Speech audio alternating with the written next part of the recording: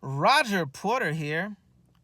Ironically, I am outside of my gym. Why is that ironic? Because I am here to talk about a Substack by Lizzo.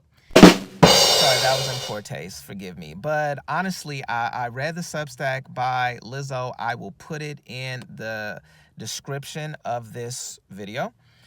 And Lizzo was going off. She says that she's being castigated by the very community that she once represented, and that is plus size, full figured women.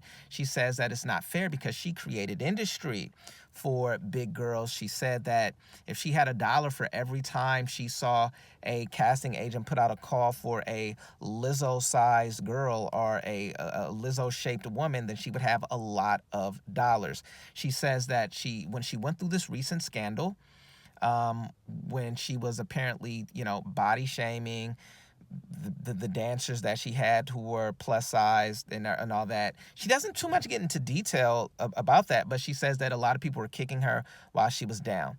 And she's venting on Substack, and I think it's definitely worth reading. Here's my take on it.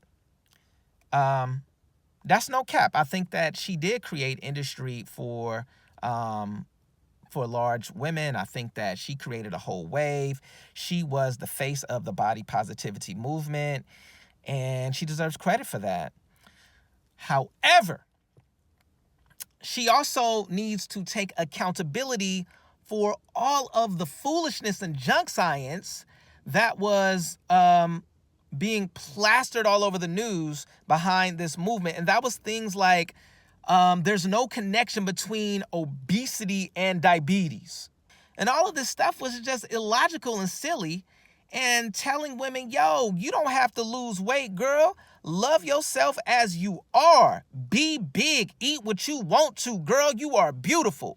And let's not get it twisted. I think everyone should feel good about themselves. Like, if you're an alcoholic, you should feel good about yourself. If you bite your fingernails down to the meat, you should feel good about yourself. If you're a philanderer, you should feel good about yourself. If you are horrible in relationships, you should feel good about yourself. But that doesn't mean that you don't have to change. And what the body positivity movement did was they crossed the line and said, you don't have to change. And you do have to change. And so now, when the representative of that movement changes and decides to lose weight, of course there's going to be some blowback. How much should the artist take responsibility in the cultivation of their own brand?